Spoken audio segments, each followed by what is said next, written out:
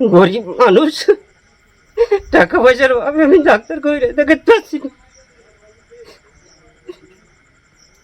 আপনারা যদি কিছু সাহায্য করেন, সহযোগিতা করেন, তাহলে আমার পক্ষে একটু ভালো হয়। দর্শক, আজকে এমন একটি মানবেতর আবেদন নিয়ে আপনাদের এই সামনে সম্মুখীন হয়েছি। তো যিনি মানবেতর জীবনযাপন করছেন সেই ব্যক্তির কাছ থেকে কিছু তথ্য আমি আপনাদেরকে জানাবো এবং পরবর্তীতে তার কী সমস্যা সেই সমস্যার সমাধানের লক্ষ্যে কিছু কথা আপনাদেরকে শেয়ার করব। দর্শক, তার কাছ থেকে আমরা জেনে নিই আসলে তার বাড়ির আগে কিন্তু বাড়ির কিছুটা নমুনা আপনাদেরকে দেখানোর চেষ্টা করছি। দেখেন যে তার জরাজীর্ণ একটি বাড়ি, টালি দিয়ে ছাউনি এবং টিন দিয়ে যারে বেড়া, যেটা আপনারা দেখতে পাচ্ছেন। তো আক্তারুল ভাইয়ের কি সমস্যা, দীর্ঘদিন কিন্তু যে লোকটা মানুষের সেবায় যেমন নরসুন্দর কাজে কিন্তু তিনি লিপ্ত ছিলেন দীর্ঘদিন যাবৎ। তিনি ভাদিয়ালি ফুলতলা বাজারে কিন্তু সেলুনের কাজ করতেন। তো তার জীবন কিন্তু তখনই একটা আনন্দময় সুখময় ছিল, কিন্তু এখন তিনি কিন্তু সেই কাজটি কিন্তু পর্যন্ত করতে পারছেন না। আসলে বিষয়টা কি, যখন তিনি ঘর থেকে বাইর হচ্ছেন না কিংবা বাইরে তার দেখা যাচ্ছে না, এ বিষয়ে তদন্ত নিয়ে শুনতে এসে কিন্তু তার বিষয়ে আমরা জানতে পারলাম তিনি কিন্তু অসুস্থ। তাই এ কথাটুকু আমরা তার মুখ থেকে শুনবো, আসলে তার কী সমস্যা এ কথা একটু শুনবো।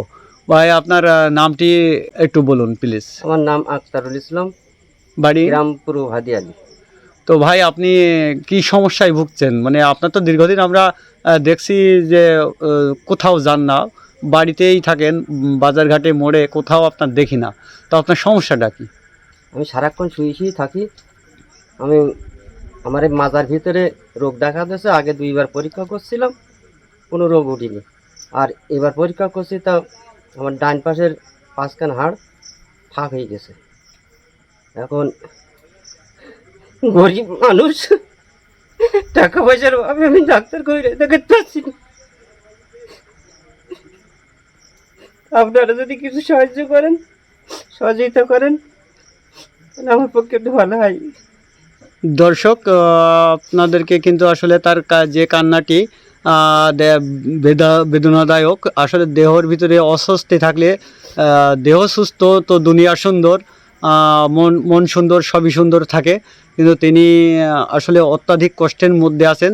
তার পরিবারে কিন্তু সন্তান, স্ত্রী সবই রয়েছেন।